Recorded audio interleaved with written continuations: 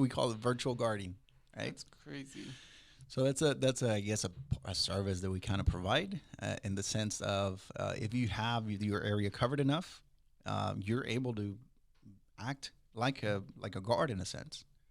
Somebody calls you up and said, "Hey, I'm leaving the office, and my parking lot is on the third level. Are you guys okay watching me?" So we're like, "Okay, yeah." So go through here, or we guide them through the actual cameras that we have. Is it by phone or? Through the phone. Yeah. Call Oh, us up and say, hey, yeah, go ahead. And are you going to go through the west elevator? And you're like, okay, well, let me make sure we're okay.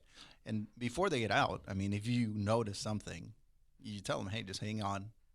There's something outside that we need to take care of, and before they go out to their car, right? is this something new because of the whole COVID thing? Or was this We've way had back? this before. We've had this before. Again, some of these services are not cheap, right? Mm, But now it makes more sense, doing that yep.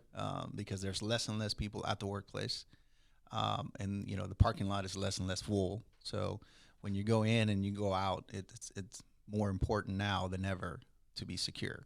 And do you need more surveillance when there's less people, or more surveillance when there's more people?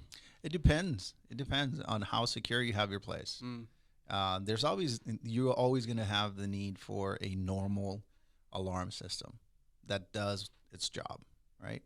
And then aside from that, that's where we come in to try to fill in that void, that middle ground, or that extremely weird circumstance where only we can try to provide that.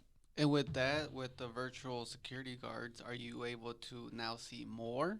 To where, the security guard was just one in one spot, and then if something was going on, on the opposite side, he would have to go run Yep. or go on a go kart and go to the other side. And now is there cameras in multiple Yep. spots? Oh, really? So there you expand the coverage. If you actually have a manned location, you expand his coverage because yes, he's gonna do whatever he's told to do as far as the post orders or the patrol.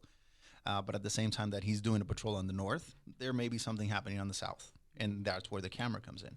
We get video analytics, we get information on that, and then we call them and say, hey, you might have passed by this location 5 minutes ago or 10 minutes ago, but we need to check it out again because we see somebody jumping the fence or Mm, whatnot.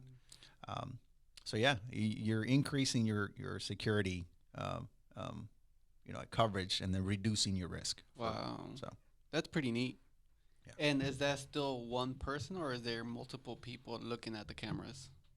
So our central station is set up, like I said, certified, UL certified. I think it's UL5 certified. I think that's what they call it.